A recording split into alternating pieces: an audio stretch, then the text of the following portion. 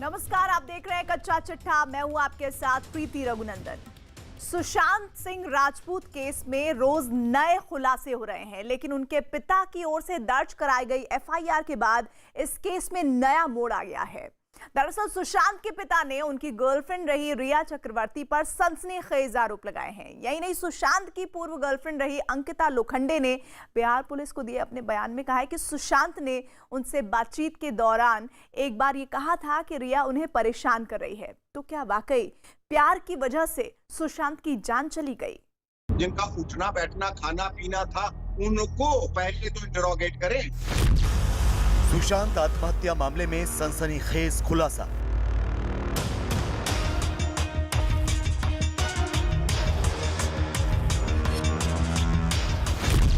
सुशांत की गर्लफ्रेंड रिया चक्रवर्ती पर गंभीर आरोप। तब से नेम्ड अक्यूज्ड रिया और उसके अकम्प्लिसेस हैं, चाहे उसके पिता हो शामिल, उसके भाई हो, कौन कौन लोग वो अभी हम नहीं कह सकते खुलासा। मुंबई के जुहू इलाके के इसी जगह पर प्राइम रोज जो अपार्टमेंट है, यहाँ पर रिया चक्रवर्ती का घर है और यहीं पर रिया चक्रवर्ती अपने पूरे परिवार के साथ रहती हैं। प्यार, पैसा और धोखे का शिकार, दिल बेचारा। 14 जून 2020 यही वो तारीख थी जब टीवी की दुनिया से हिंदी फिल्मों में अपनी अदाकारी के दम पर पहचान बनाने वाले सुशांत सिंह राजपूत ने आत्महत्या कर ली। बिहार से मुंबई तक का सफर तय करने वाले सुशांत सिंह राजपूत ने बांद्रा स्थित अपने घर में फांसी लगा ली। सुशांत ने अपनी जान क्यों दी? सुशांत ने वाकई आत्महत्या की थी या फिर उन्हें मजबूर किया गया था? सुशांत की मौत का असल गुनहगार कौन है? इन तमाम सवालों के साथ मुंबई पुलिस की जांच शुरू हुई। सुशांत से जुड़े तमाम लोगों से पूछताछ शुरू हुई। जांच का दायरा बढ़ता चला गया और इसके लपेटे में फिल्मी दुनिया के मशहूर लोग भी आए। संजय लीला भंसाली, महेश भट्ट और शेखर कपूर तक से पूछताछ हुई। लेकिन तभी सुशांत आत्महत्या केस में एक नया मोड़ आया। उनके पिता के सिंह ने करीब 1.5 महीने बाद बिहार की राजधानी पटना में एक एफआईआर दर्ज कराई, जिसमें सुशांत की मौत का जिम्मेदार ठहराया गया एक्ट्रेस रिया चक्रवर्ती को। जी, वही रिया चक्रवर्ती जो सुशांत की गर्लफ्रेंड हुआ करती थी, वही रिया चक्रवर्ती जो सुशांत के साथ उनके घर पर रहा करती थी, वही रिया चक्रवर्ती जिन्होंने सुशांत की आत्महत्या करने से ठीक 6 दिन पहले उनका घर छोड़ दिया था। पटना के राजीव नगर पुलिस थाने में सुशांत के पिता के सिंह ने रिया चक्रवर्ती के खिलाफ एफआईआर दर्ज कराते हुए कई गंभीर आरोप लगाए हैं। मसलन, रिया चक्रवर्ती ने सुशांत के अकाउंट से 15 करोड़ रुपए निकाले। रिया ने सुशांत को उनकी मेडिकल रिपोर्ट सार्वजनिक करने की धमकी दी। फिल्मी करियर के लिए रिया ने सुशांत को मोहरा बनाया था। रिया ने सुशांत को घर वालों से दूर किया, उनका फोन नंबर तक बदलवा दिया। रिया चक्रवर्ती सुशांत की प्रॉपर्टी हथियाने की कोशिश कर रही थी। रिया ने सुशांत की मौत के कुछ दिनों पहले ही घर का स्टाफ बदल दिया था। रिया ने सुशांत को दिमागी तौर पर परेशान किया और उन्हें आत्महत्या के लिए मजबूर किया। करोड़ रुपया उनके अकाउंट से 1 साल में करीब निकला है। अब वो कहाँ निकला है, अब ये भी मीडिया में आ रहा है कि क्रेडिट कार्ड वही यूज़ करती थी। हमारे को भी ये इन्फॉर्मेशन है, हमारे को भी स्टाफ ने बताया कि क्रेडिट कार्ड वही यूज़ करती थी और पिन नंबर भी उनके पास होता था। तो सारे जो कंट्रोल उनके पास था, उनका मेडिकल रिकॉर्ड वही देखती थी, डॉक्टर के पास कहाँ ले जाएंगे वो भी वही डिसाइड करती थी। परिवार को कभी भी इन्वॉल्व नहीं किया। सुशांत सिंह राजपूत के पिता की ओर से लगाए गए आरोप बेहद गंभीर हैं और कई सवाल भी खड़े करते हैं। मसलन ये कि क्या सुशांत प्यार, पैसे और धोखे का शिकार हो गए? क्या सुशांत ने अपनी ही गर्लफ्रेंड की जालसाजियों की वजह से मौत को गले लगा लिया? क्या रिया चक्रवर्ती ने ही सुशांत को जानबूझकर सुसाइड के लिए उकसाया? इन तमाम सवालों से पर्दा आज नहीं तो कल जरूर हटेगा। लेकिन सुशांत के परिवार वालों ने रिया चक्रवर्ती पर जो आरोप लगाए हैं वो वाकई चौंकाने वाले हैं। यही नहीं, सुशांत की कंपनी से जुड़े कुछ राज जो अब बाहर आ रहे हैं, उनसे भी शक की सुई रिया और उनके परिवार की तरफ घूमती नजर आती है। दरअसल सुशांत सिंह राजपूत ने 4 कंपनियां बनाई थी। इनमें रिया चक्रवर्ती और उनके परिवार के सदस्य भी डायरेक्टर थे, जबकि सुशांत की इन 4 कंपनियों में से एक company Vivid Rays Realitics private limited में सुशांत, उनकी गर्लफ्रेंड रिया चक्रवर्ती और रिया चक्रवर्ती के भाई शोविक चक्रवर्ती डायरेक्टर हैं। अब तक की जांच में पता चला है कि इस कंपनी में पूरा पैसा सुशांत सिंह राजपूत ने ही लगाया था। लेकिन गौर करने वाली बात यह है कि इस कंपनी के नवी मुंबई के पते पर इंद्रजीत चक्रवर्ती का नाम दर्ज है। ये इंद्रजीत चक्रवर्ती कोई और नहीं बल्कि रिया के पिता हैं। ऐसे में पुलिस ये पता लगा रही है कि आखिर असली डायरेक्टर के नाम पर दर्ज हुई इस कंपनी का पता रिया के पिता इंद्रजीत के नाम पर कैसे, जबकि इस कंपनी से जुड़े वित्तीय लेन देन की जानकारियां भी जुटाई जा रही हैं।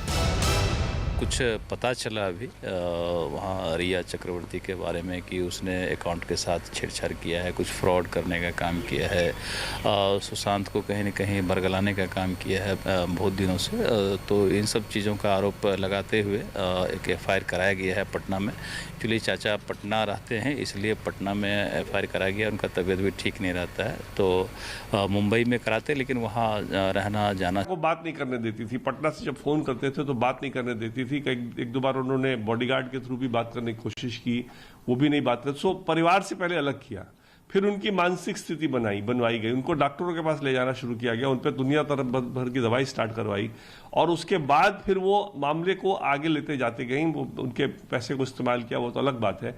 उसके बाद जो है वो जब उनको लगा लास्ट में कि मेरे काम के नहीं है, जब उसने कहा कि मैं ऑर्गेनिक फार्मिंग करूंगा, कूर्ग में जाके जमीन वगैरह भी देखने लगा, दोस्त से उसने भी बात की, महेश से भी, तो उसको लगा कि अब मेरे काम का नहीं है, तो फिर वो छोड़ के चले गए, फोन ब्लॉक कर दिया। सुशांत सिंह की आत्महत्या के पीछे असल वजह क्या है, इसका पता लगाने के लिए बिहार पुलिस मुंबई पहुंच चुकी है और जांच का दायरा भी बढ़ गया है। ऐसे में बहुत जल्द सुर्खियां बटोरती इस सुसाइड केस के राज से पर्दा उठने की उम्मीद है कि बहुत जल्द सुशांत के परिवार को इंसाफ मिलेगा और उनकी मौत के पीछे छिपा सच दुनिया के सामने आएगा।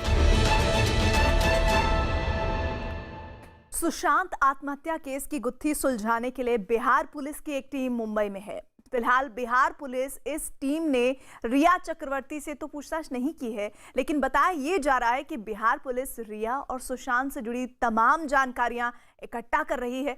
बिहार पुलिस की टीम ने सुशांत की बहन मीतू से भी पूछताछ की है। उधर महाराष्ट्र के गृह मंत्री अनिल देशमुख ने सुशांत आत्महत्या केस सीबीआई को सौंपने से इनकार किया है।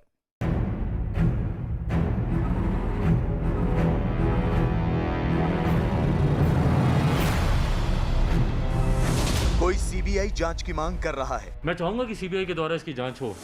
कोई सुशांत को इंसाफ दिलाने की आवाज बुलंद कर रहा है। उनको पूरी तरह से सजा दिलाने का काम होना चाहिए। कोई मुंबई पुलिस की जांच पर सवाल खड़े कर रहा है, तो महाराष्ट्र के गृह मंत्री इस मामले पर बैठक कर रहे हैं।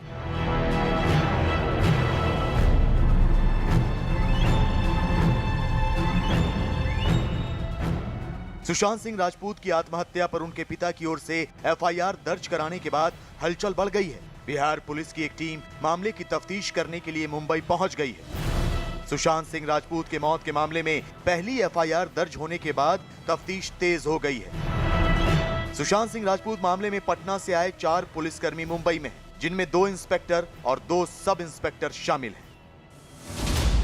सुशांत सिंह राजपूत की आत्महत्या के मामले में मुंबई क्राइम ब्रांच में इस वक्त बिहार पुलिस की टीम मौजूद है। और सबसे अहम बात कि अधिकारियों की ये टीम जो डीसीपी हैं उनके पास पहुंची हुई है। सबसे अहम बात ये कि 4 लोगों की ये टीम है जिसके अधिकारी इस वक्त जो है मुंबई क्राइम ब्रांच पहुंचे हुए हैं। बिहार से तो हम लोग महिला पुलिस का भी मदद लेंगे, और बिहार से भी महिला पुलिसकर्मियों को बुलाया गया। क्या इस मामले में रिया की गिरफ्तारी हो सकती है? अभी मुश्किल है सर, इन्वेस्टिगेशन चल रहा है, चलने दीजिए, अभी इन्वेस्टिगेशन के बाद ही बताता हूँ। सुशांत सिंह राजपूत आत्महत्या मामले में रिया चक्रवर्ती पर शिकंजा कसता नजर आ रहा है। रिया से तमाम तरह के सवाल किए जाएंगे, उनसे हर वो राज जानने की कोशिश होगी जो शायद उन्होंने अब तक जाहिर नहीं किए हैं। तो शायद यही वजह है कि सुशांत की गर्लफ्रेंड रही रिया चक्रवर्ती ने सुप्रीम कोर्ट में अर्जी दाखिल की है। रिया ने बिहार में दर्ज एफआईआर को मुंबई ट्रांसफर करने की मांग की है। रिया ने अपनी ट्रांसफर पिटीशन में कहा है कि बिहार की जांच को मुंबई ट्रांसफर किया जाए, जहां इस मामले में पहले से ही जांच चल रही है। एक मामले की जांच 2 जगहों की पुलिस नहीं कर सकती।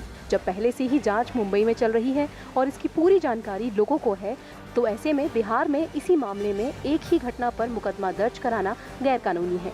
सुप्रीम कोर्ट के कई फैसले हैं, जिनमें सुप्रीम कोर्ट ने एक ही मामले में कई राज्यों में दर्ज एफआईआर को सबसे पहले जांच शुरू करने वाले राज्य की पुलिस को ट्रांसफर किया है। मुंबई के जुहू इलाके के इसी जगह पर प्राइम रोज जो अपार्टमेंट है, यहाँ पर रिया चक्रवर्ती का घर है और यहीं पर रिया चक्रवर्ती अपने पूरे परिवार के साथ रहती हैं और माना जा रहा है कि जो बिहार पुलिस है वो मुंबई पुलिस की मदद से यहाँ पर पहुँचेगी और असिस्ट करने के बाद रिया चक्रवर्ती का स्टेटमेंट दर्ज करेगी, क्योंकि जो एफआईआर दर्ज की गई है पटना में वो बाकायदा नेम्ड एफआईआर, यानी कि सारे आरोपियों के उसमें नाम है। बिहार पुलिस की टीम फिलहाल सुशांत और रिया के बैंक अकाउंट समेत उनके घर वालों से पूछताछ करेगी। केस से जुड़ी सारी जानकारियां जुटाई जाएंगी।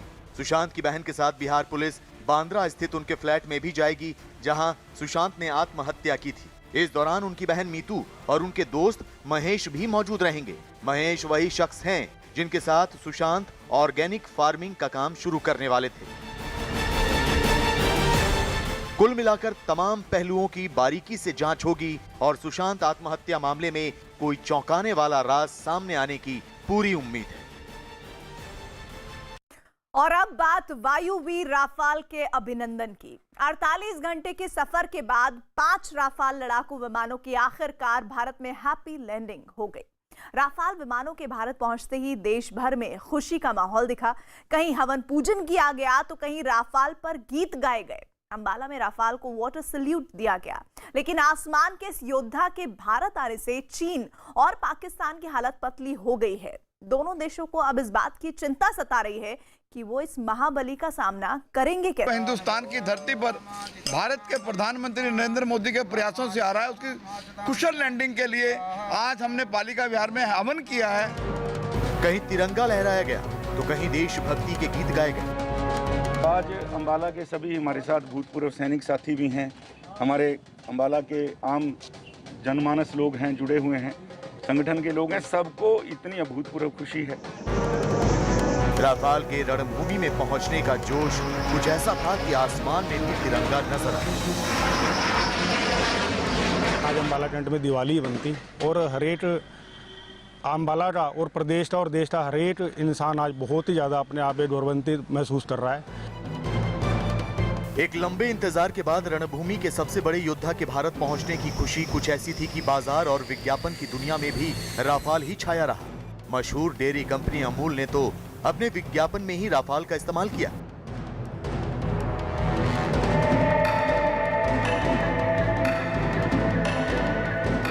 उनतीस जुलाई 2020 दोपहर 3 बजे। ये तारीख और ये वक्त आप भी याद कर लीजिए, क्योंकि ये पल अब हमेशा हमेशा के लिए हिंदुस्तान के इतिहास में दर्ज हो चुका है, जिसे ना तो कभी मिटाया जा सकेगा और ना ही बदला जा सकेगा। क्योंकि 29 जुलाई की दोपहर ठीक 3 बजे आसमान के सबसे बड़े जंगबाज यानी राफाल ने हिंदुस्तान की सरजमी पर कदम रखा। 27 जुलाई को फ्रांस से चले 5 राफाल विमान अबू धाबी से होते हुए हरियाणा के अंबाला एयरबेस पर पहुंचे। ठीक 3 बजे पहले राफाल ने अंबाला की धरती पर कदम रखा और थोड़ी ही देर में दूसरा राफाल जमीन पर उतर गया। उसके पीछे तीसरे विमान ने लैंडिंग, फिर चौथा और आखिर में 5वां राफाल भी गरजता हुआ जमीन पर उतरा।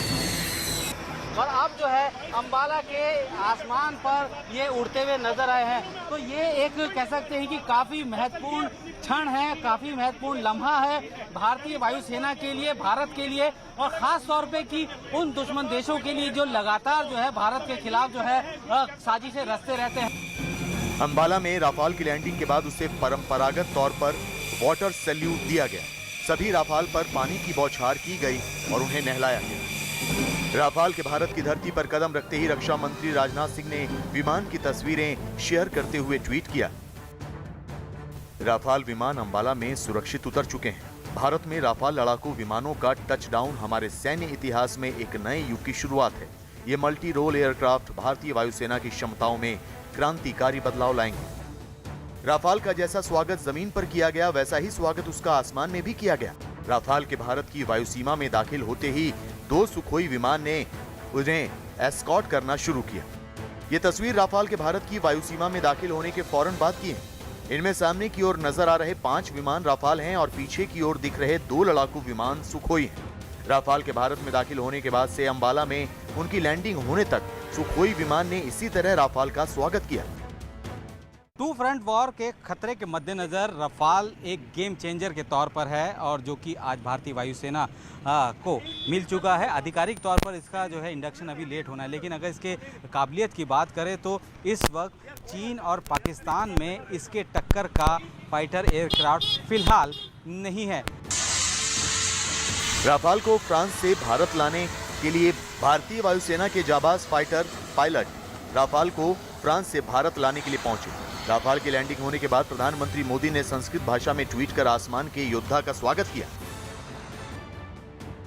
राष्ट्र की रक्षा के समान पुण्य, राष्ट्र की रक्षा के समान व्रत, राष्ट्र की रक्षा के समान यज्ञ न कोई है न कोई हो सकता है। आकाश को छूने वालों, आपका स्वागत है। राफाल के भारत की सीमा में दाखिल होने पर उसका स्वागत भारतीय नौसेना ने भी किया। नौसेना ने राफाल के पायलट से संपर्क साधा और उन्हें राफाल के हिंदुस्तान लाने पर बधाई दी। राफाल के पायलट से संपर्क समंदर में मौजूद भारतीय नौसेना के एक युद्धपोत ने की। Indian Naval Warship Delta 63, welcome to the Indian Ocean. Naval Warship Delta 63, Arrow Leader, many thanks. Most reassuring to have an Indian warship guarding the seas. Arrow Leader Delta 63, may you touch the sky with glory. Happy landings. Delta 63, Arrow Leader, wish you fair winds. Happy hunting, over and out. Rafale को France से भारत तक भारतीय वायुसेना के fighter pilot लेकर आए। Rafale पर 7000 kilometre की पहली उड़ान भरने वाले इन सभी पायलट के घर में भी जश्न मनाया जा रहा है। आस पड़ोस के लोग इन पायलट के घर पहुंचकर उन्हें शुभकामनाएं दे रहे हैं। राफाल के एक पायलट रोहित कटारिया के दादा तो अपने पोते की खुशी पर अपने आंसू तक छिपा नहीं सके। खुशी है मेरे को, बहुत ज्यादा। मैं काफी दिन से यही सोच रहा था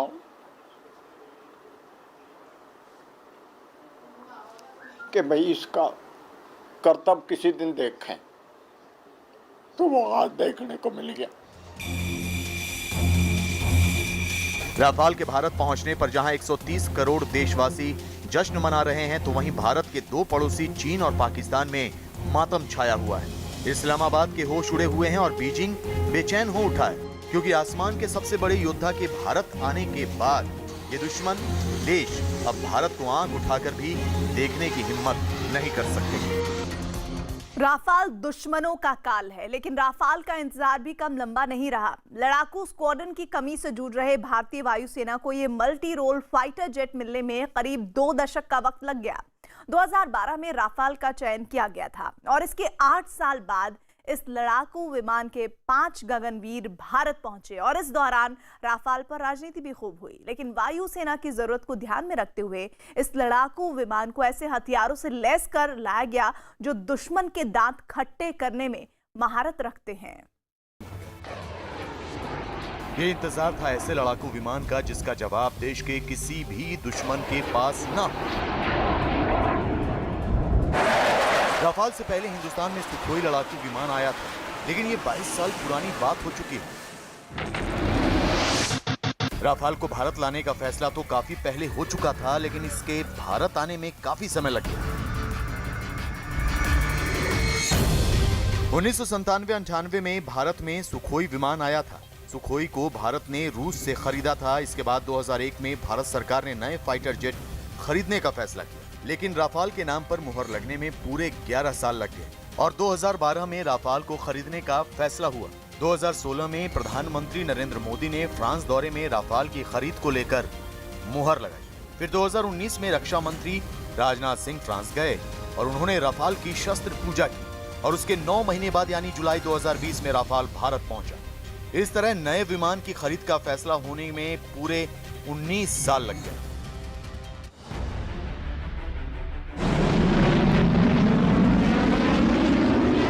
राफाल के भारत आने में भले ही करीब 2 दशक लग गए हों, लेकिन अब ये भारत पहुंच चुका है और वायुसेना में इसके शामिल होने से भारतीय वायुसेना की ताकत कई गुना बढ़ गई। विशेषज्ञों का मानना है कि राफाल में हर वो खूबी मौजूद है जो भारत की वायुसेना की मौजूदा जरूरत थी। इस तरह भारतीय वायुसेना अजेय और अभेद्य हो गई। ये एक गेम चेंजर साबित होगा, क्योंकि इससे जो एयर पावर है इसमें मेगा एडवांटेज आएगा। देखिए ये जो एयरक्राफ्ट हैं ये कॉम्बैट रेडी हैं, बैटल में टेस्टेड हैं, ट्राइड हैं, इनको अफगानिस्तान, सीरिया, लीबिया में टेस्ट किया जा चुका है। राफाल के पहले बेड़े को हरियाणा के अंबाला में तैनात किया गया है और यह फैसला काफी सोच समझ कर लिया गया है। अंबाला एयरबेस पाकिस्तान की सीमा से 200 किलोमीटर दूर है। भारत की सीमा के करीब पाकिस्तान के सरगोधा एयरबेस से अंबाला की दूरी करीब 450 किलोमीटर है और राफाल को इतनी दूरी तय करने में करीब 11 मिनट लगेंगे। जबकि एलओसी के पास पाकिस्तान का दूसरा एयरबेस स्कार्दू है। इसकी दूरी अंबाला से 550 किलोमीटर है। यहाँ तक पहुँचने में राफाल को 14 मिनट लगेंगे। राफाल की इस रफ्तार ने भी पाकिस्तान के होश उड़ा रखे हैं और पाकिस्तान की तरह ही बीजिंग में भी राफाल को लेकर बेचैनी है, क्योंकि अंबाला में मौजूद राफाल एलएसी पर चीन के कई एयरबेस पर एक साथ निशाना साध सकता है। भारत के उत्तर में एलएसी के आसपास चीन के 3 बड़े एयरबेस हैं, नागरी, काशगर और होटान। अंबाला के करीब चीन का एयरबेस नागरी है। इसकी दूरी 363 किलोमीटर है। यहाँ पहुँचने में राफाल को सिर्फ 9 मिनट लगेंगे। अगर राफाल लेह में तैनात हुआ तो लेह से काशगर 615 किलोमीटर और राफाल को लेह से काशगर पहुंचने में 17 मिनट लगेंगे, जबकि लेह से होटान की दूरी 384 किलोमीटर है और राफाल को लेह से होटाल पहुंचने में सिर्फ 10 मिनट लगेंगे। फ्रांस से 5 राफाल हिंदुस्तान पहुंच चुके हैं और भारत ने 36 राफाल विमान फ्रांस से खरीदे, जो अगले 2 साल में भारत पहुंच जाएंगे।